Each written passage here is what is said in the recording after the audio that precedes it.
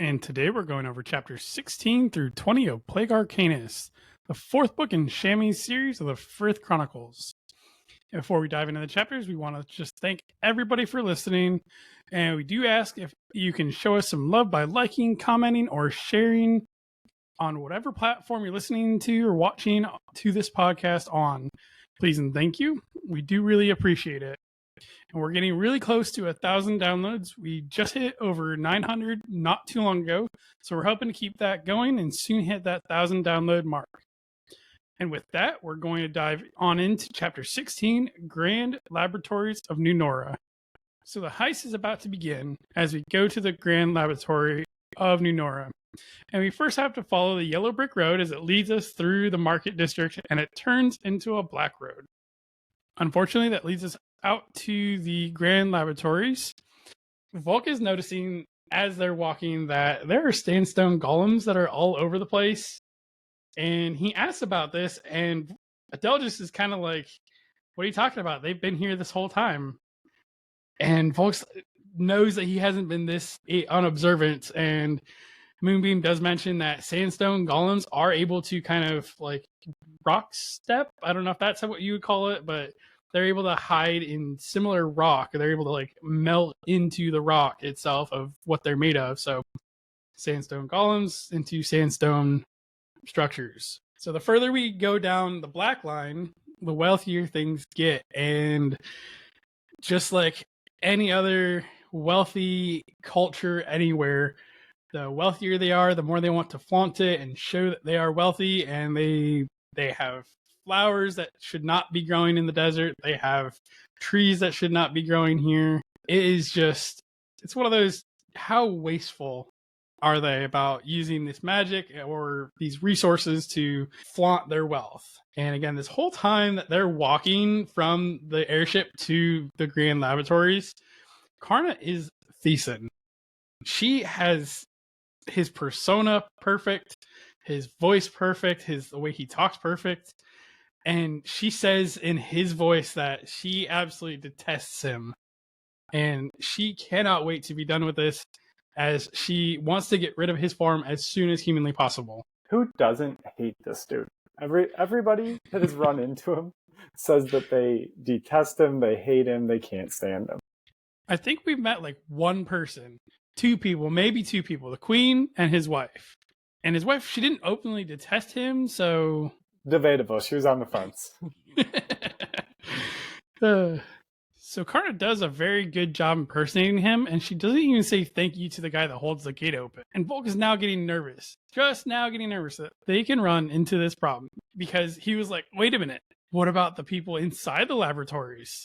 Oh my gosh, I didn't think about any of this. So they do walk in, they meet the captain of the guard there, and she's like, wait a minute, there's no way you could have gotten there and back in time. Like, what the heck?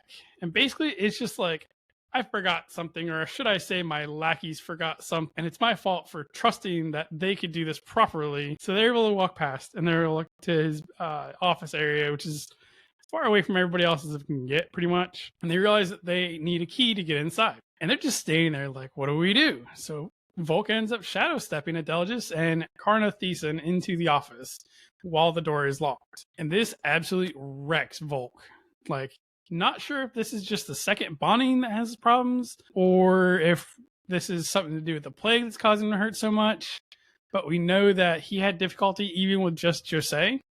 I can only imagine the strain that would put on him to have both of these people to shadow step with. And Volke is literally collapsed on the ground in pain, and Karna Theasin starts trying to help soothe him, and you know how, and just to straight help him out. Oh, sorry. Sort of weird. Yeah. I don't know how else to put it. He's being comforted by Theasin, who he hates. It's a little weird. That'd be like Moonbeam comforting him physically. Yes. And even Luther gives Volke his cape to help soothe him. Luther doesn't take his cape off for anything. Luther does also mention that, hey, I could have shadow stepped through the door and unlocked it and let you in, and then we would have avoided this whole mess. So don't forget that I'm here. Like, hey, I want to help too, you know. So as they're searching through all of Theasin's stuff, Volk ends up finding vials of tan and pink sand. Again, like what Nero had given him back at Thronehold. And Volk also finds a map of the Grotto Labyrinth, which that's a pretty solid find right there. And as Dutch is looking through paperwork, he pretty much looks up and says, screw it. Take whatever you want. I give you permission as a member of the Venrover estate. So search this place and take it as you want. And I'm guessing there's some more good stuff hidden in this office. With all the work that he does, there's got to be something good. Oh, yeah. And with that, that concludes this week's episode. We want to thank everybody for listening and to remind everybody that we do post a new episode every Wednesday morning around 11 Eastern, 10 Central, and 8 Pacific Standard. We do also have smaller chapter portions on YouTube as well. So if you can't sit down and watch the full 35 to 40 minute YouTube video, we do every day after the release, we do individual chapters, make it a little bit easier to digest. We are on all podcasting platforms and on YouTube as well, as mentioned. We do want to thank our editor, Dan Mackison, for including pictures and links to everything in here.